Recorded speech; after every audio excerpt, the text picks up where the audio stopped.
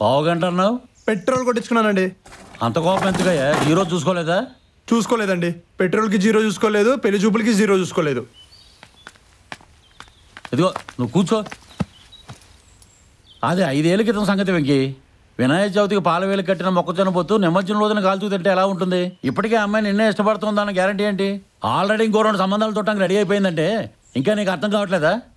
తన్నోసారి కలిస్తే తెలిసిపోతుంది కదండి. మరి నీ పీక తోక పిలక గిలక లేదండి. ప్రేమిస్తే భయపడకూడదు, భయపడితే ప్రేమించకూడదు. అలా అని బాసులు ప్రేమించే వాళ్ళని ప్రేమిస్తే బయటపడకూడదు. కాదండి, నా పేరుతో ఉన్న వాడిని చూసి ఎంత నిరుత్సాహపడిపోయిందో తెలుసా? నీ పేరుతో ఉన్న నిన్ను చూసినా నిరుత్సాహపడదని గ్యారంటీ ఏంటి? చూడు వెంకీ, ఒకరినొకరు ఇష్టపడితే పెళ్ళి అవుతుంది, ఒకరినే ఇద్దరు ఇష్టపడితే గొడవలు అవుతాయి. కానీ ఆ అమ్మాయి ఇష్టపడింది నన్నండి. బాగా ఆలోచించుకో వెంకీ. తేడాలు వస్తే అటు అమ్మాయి ఇటు ఉద్యోగం 2 పోతాయి. నా మాట విని ఆ అమ్మాయిని ఉదయబాబు గారికి వదిలేయి. తలనొప్పికి జెండిపోమన్నట్టు ప్రేమకు మందు ఉండదు కదండి. ప్రేమ అంటే జలుబు లాంటిది వెంకీ.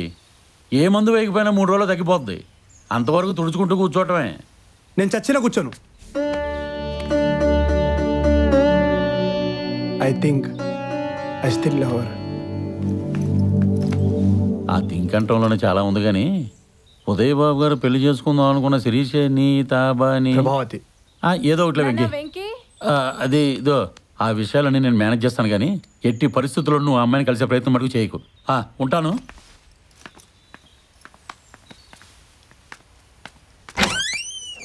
ఆదివారం రోజు నాన్నగారి ట్రీట్మెంట్ టైం అవుతుందని తెలిసి కూడా ఎక్కడికి వెళ్ళావురా? సారీ అమ్మా.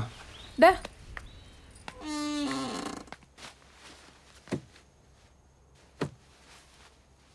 ఈరోజు వార్తల్లోని ముఖ్య అంశాలు. వార్తలు చదువుతున్నది ఎన్ భానుమూర్తి.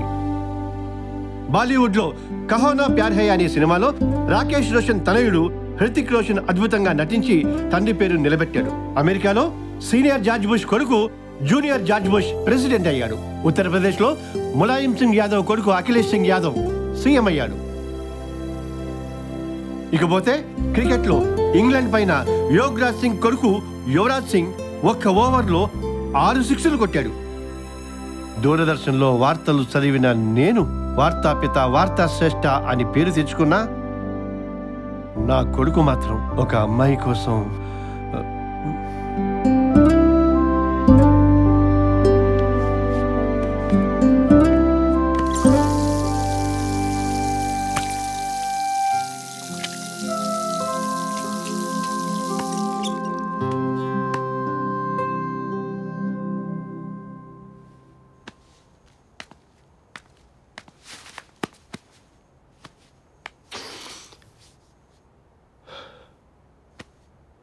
సారీ నాన్న, నేను తనలేదు. బాగానే ఉన్నాగా. మొన్న కూడా తనలేదు. హ్యాపీగానే ఉన్నా కదా. అంటే రేపు తను లేకపోయినా హ్యాపీగా ఉంటానా? నాకెప్పుడు మీరు అలా ఉండాలి ఇలా ఉండాలని చెప్పలేదు నాన్న. చిన్నప్పుడు మీరే నా హీరో. అందరూ మిమ్మల్ని చూసి మెచ్చుకుంటుంటే చాలా చాలా హ్యాపీగా ఫీల్ అయ్యేవాడిని. నాకు మీలా అవ్వాలనిపించేది నాన్న. అవుతాను, మీలా అవుతాను. ఆ రోజు మీరు అది చూసి గర్వపడాలి నాన్న.